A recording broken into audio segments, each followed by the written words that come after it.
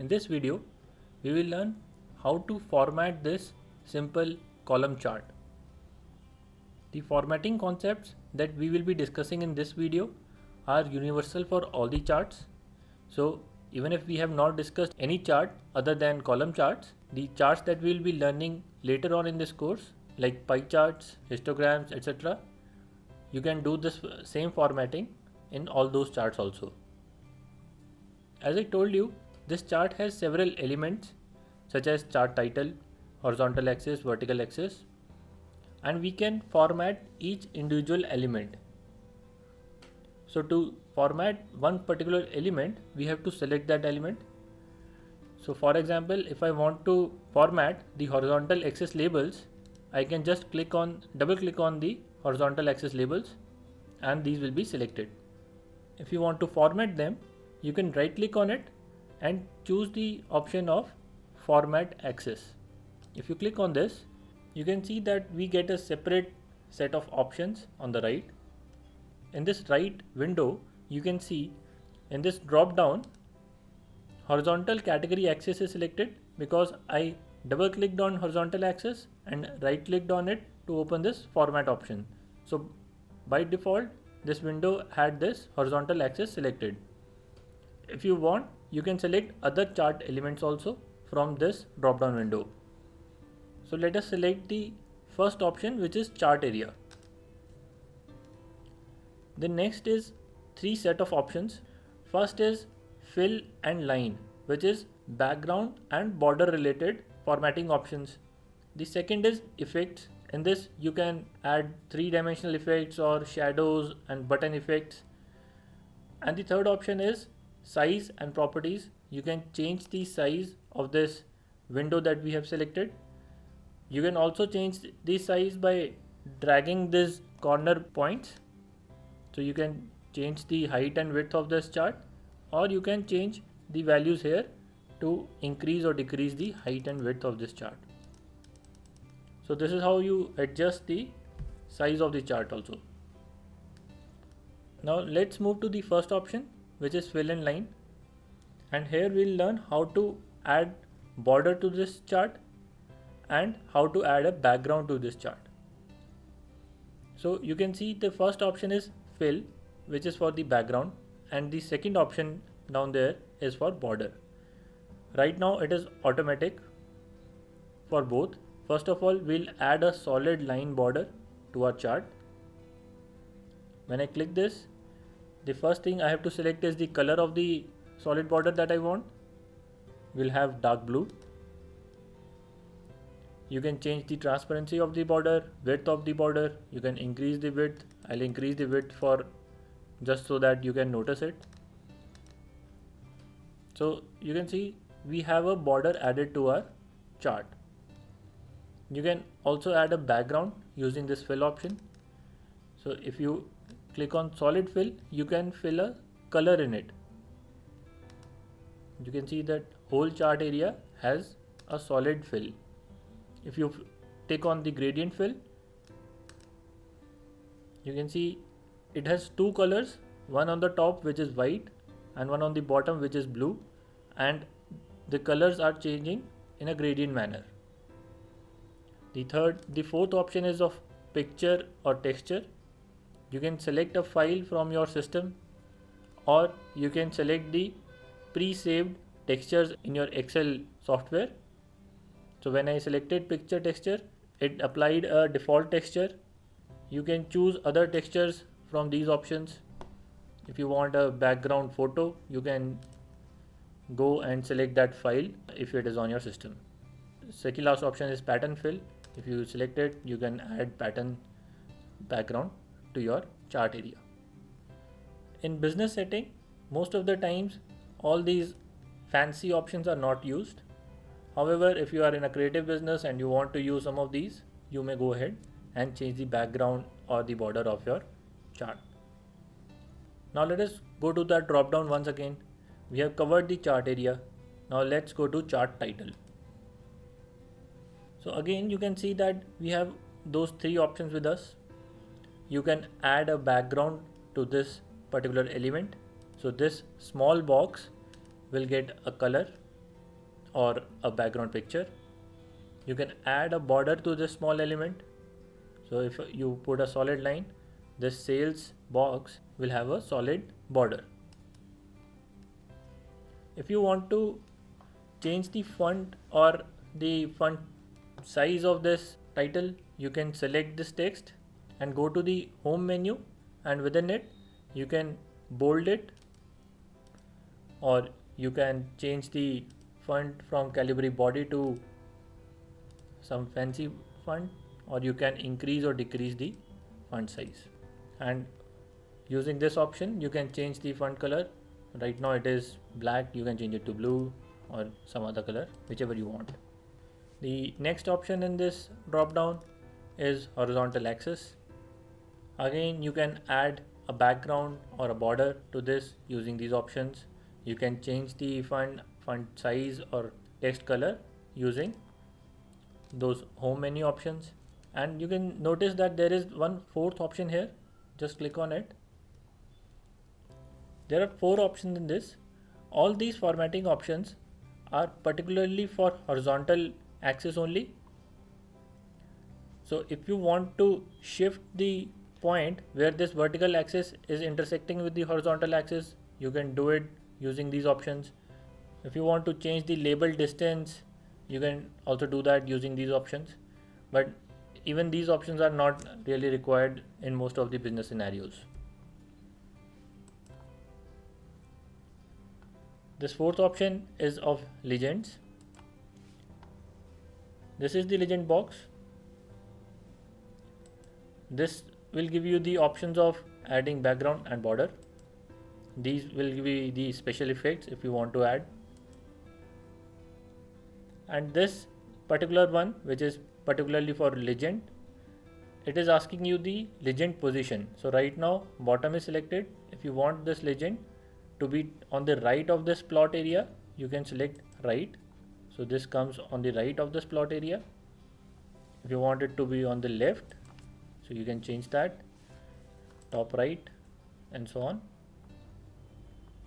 You can untick this if you want that your legends can overlap with the plot area. Apart from that, just like any other element, you can pick it and drop it. You can drag and drop it to any particular position that you want. The next option is plot area. So you can see that plot area is this small box. You can change the background of this small box if you want, and you can add a separate border to it. The next option is vertical axis. Again, all the other formatting options are similar, just the last one, which is particularly for this vertical axis. In this, one of the most important things that we often use is this bounds option.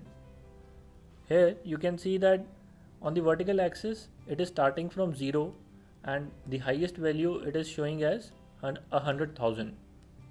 If you want to change these bounds, that is, you want the minimum value to start from say 30,000 and the maximum value to be 95,000.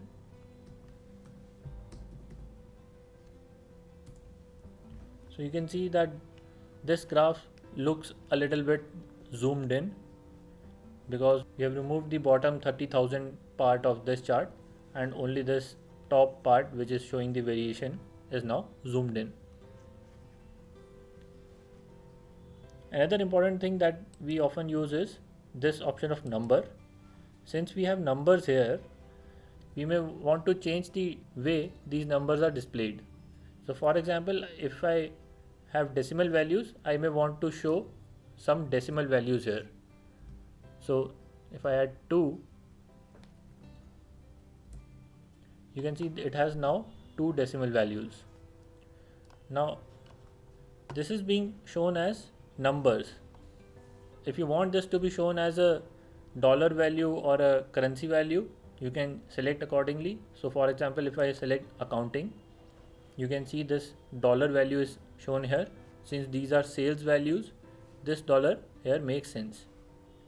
You can change the symbol which you want, which is being shown here. If you are working in some other currency, you can change that currency and it will show that currency symbol. So the next option here is vertical axis major grid lines. So you can see the vertical axis that we have here is giving us these horizontal grid lines. You can change these grid lines. You can have them as a dashed line. You can change the dash type. Currently it's a continuous line. If you select this dotted line, it will be a dotted line. You can change the width of this line so that it becomes wider. You can change the color of this line to black or to orange, whichever you would like to see. So this is how you can change the dash types.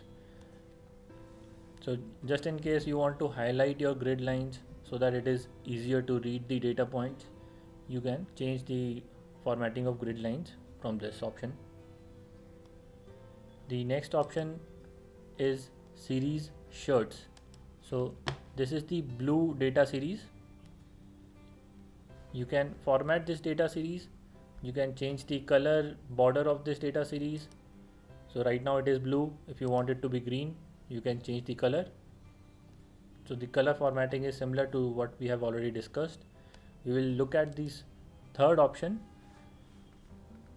which is particularly for the series options. It is giving us three things to decide. One is plot series on which axis. I told you that you can have two axes.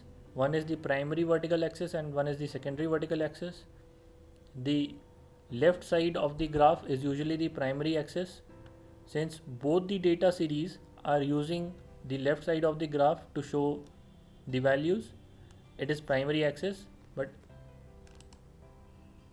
if you select the secondary axis for this plot, so you can see that this green bar, this 1st January green bar, the sales value are not to be seen on the left axis, they are to be seen on the right axis. The problem with this is the sales bar of shirts is now overlapping the sales bar of pants. So we will bring them back to the primary axis. The second option is series overlap. Series overlap is basically giving us the distance between these two series.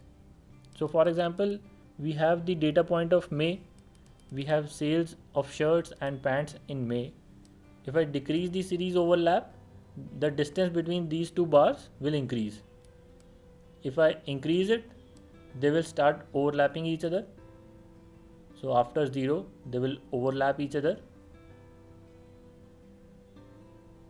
You can see they are overlapping. So series overlap is the distance between the two series. The gap width is the gap between the consecutive values of the same series. So for example, this shirt series, the distance between April value and the May value you can change using the gap width. So if you decrease the gap width, the April and May values of shirt series are coming together since it is getting thicker. And if you increase the gap width, they will shrink down so that the distance between these two values increases. So basically use series overlap to increase the distance between two series data points, different series data points, and use gap width to increase or decrease the distance between consecutive data points of the same series, or in a way change the width of the data series. Lastly, as I told you, you can add or remove elements of the chart by ticking or unticking the options here. Whenever you add another element, so for example, if I add the axis title, you can see that that axis title will come in this options. You can select that and format it. So whichever element you want to have, you add it using this plus icon. Once you have added it, you can format it by selecting it here. These are all the formatting options that we usually use. Practice some of them out on your own and see you in the next lecture.